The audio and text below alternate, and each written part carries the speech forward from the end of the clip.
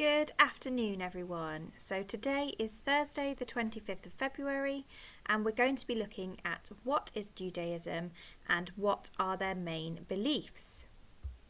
So this week and next week will be small little lessons to prep ourselves ready for a main learning question in RE when we come back starting the 8th of March.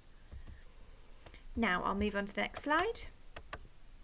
So we're going to be looking at their main beliefs today. So this may give you a clue as to what we are focusing on today. So our aim is to explain the main beliefs in Judaism, and the success criteria is that you should be able to explain that Jews believe that there is only one God, and I can illustrate the 10 Commandments to show the rules Jews believe we should live by. So here's the story of Moses. The Israelites had been travelling in the desert for about 3 months, on their way to Canaan when they got to Mount Sinai. Moses was over 80 years old now, and he was leading the Israelites. When they got to Mount Sinai, Moses walked up the mountain to talk to God. God told Moses to tell the Israelites to get ready. Moses came down to tell the people to have a wash and to clean their clothes. This meant they would be ready to hear God's important words. On the third morning after Moses had talked to God, the Israelites were having their breakfast when suddenly there was a flash of light over the mountain and a large rumble.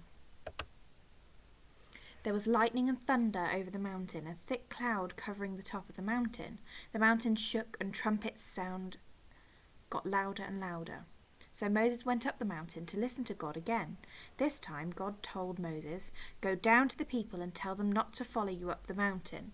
The mountain is a special place because I am here." So Moses told the people not to go too close to the mountain and not to touch it. After passing on the message, Moses went back up the mountain and stayed for a very long time, 40 days and 40 nights. God wanted to tell the people how to live and let them know that by following his rules, they would lead happier lives and have less sadness. He gave Moses 10 very important life rules.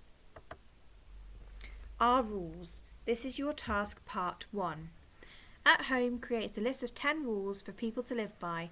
Remember to make sure the rules would make people feel happy. Write your 10 rules down the left-hand side of the sheet. When you have finished, read through them and share them with a family member. So here's a recap of the 10 Commandments given to Moses. The first commandment is to put God first. Then worship only God. Use God's name with respect. Remember God's Sabbath. Respect our parents. Don't hurt others. Be faithful in marriage. Don't steal. Don't lie, and don't be envious of others. So this could be a part in the video that you will need to come back to so that you can see the 10 Commandments when you copy them up. So this is activity part 2. So if you haven't finished part 1 of creating your own rules, pause the video now and have a go. Here's an example of what the sheet's going to look like. You have 2 sets of stones on a white piece of paper, and on the left hand side is your version of the 10 Commandments, and on the right hand side is the Jewish 10 Commandments. So here's a reminder of the 10 Commandments. Your task is to recreate the 10 Commandments on the right hand side. This side your 10 Commandments, this side the Jewish 10 Commandments. Okay, the pages that you've created today are going to be put together to make a class book. So when we were in school, we can use this to put together to see what we've got. Let's all look together at the class 10 Commandments. So we can do that once we're back in school. I can explain, so we need to look at whether we've got our aim today. I can explain the main beliefs in Judaism.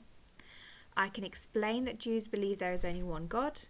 And I can illustrate the 10 Commandments. If you followed everything step by step today in a short little video, you'll be able to tick off the success criteria and say that you've met the aim.